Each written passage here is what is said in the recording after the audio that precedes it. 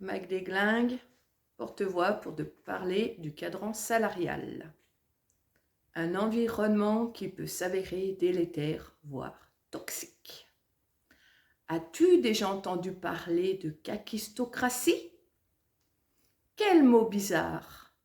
Non, ce n'est pas une insulte, un titre de thriller ou une culture de kaki. J'ai découvert ce mot très récemment et ensuite j'ai creusé pour en savoir plus en lisant des ouvrages y faisant référence. Dis-toi bien que ce phénomène, malheureusement, est bien plus courant que tu l'imagines. Peut-être en as-tu été victime ou l'es-tu encore? Avant de faire cet arrêt sur image, je te partage la définition de ce mot. Kakistos, superlatif de kakos, de kako, qui veut dire mauvais, et kratos, qui veut dire pouvoir, ce qui signifie la direction par les incompétents, ou si tu préfères, le règne des médiocres, le pouvoir des incompétents. Ça ne te rappelle rien?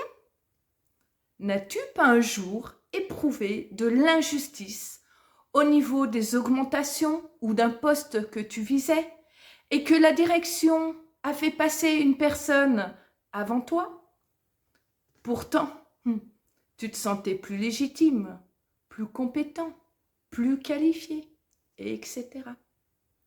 Bref, pour te dire que la promotion a été accordée à ton boss sur la base de relations personnelles plutôt que ses performances ou compétences. Qu'as-tu ressenti à ce moment-là? De la colère? De l'injustice? De la frustration? De la démotivation? Voire de la souffrance? Des réactions tout à fait normales. En l'occurrence, ce phénomène existe dans le cadran salarial, que ce soit les entreprises, les institutions et même dans la politique. Bon, ce n'est pas le sujet, je ne veux pas déraper, même si c'est très tentant. De même, être dirigé par un manager ou un patron, entre guillemets, défaillant, peut avoir d'importantes conséquences sur la santé mentale des salariés. Et oui, ainsi, les salariés se sentent dévalorisés par une organisation qui rend la tâche plus difficile.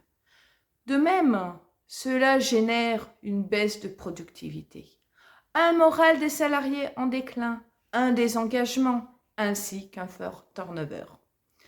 Ça affecte également la culture d'entreprise en créant un climat de méfiance et de frustration qui peuvent percevoir l'injustice dans les promotions.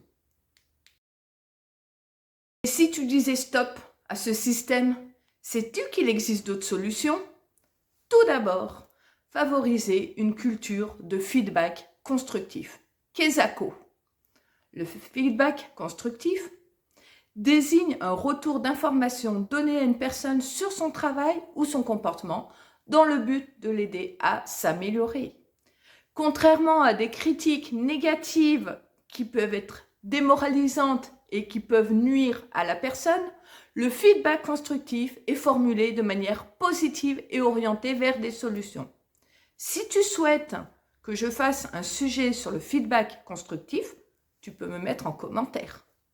En résumé, le feedback constructif vise à favoriser le développement personnel et professionnel en offrant des conseils utiles et bienveillants. Si tu aimes cette chaîne, tu peux la soutenir en mettant des pouces, des likes et partager au max.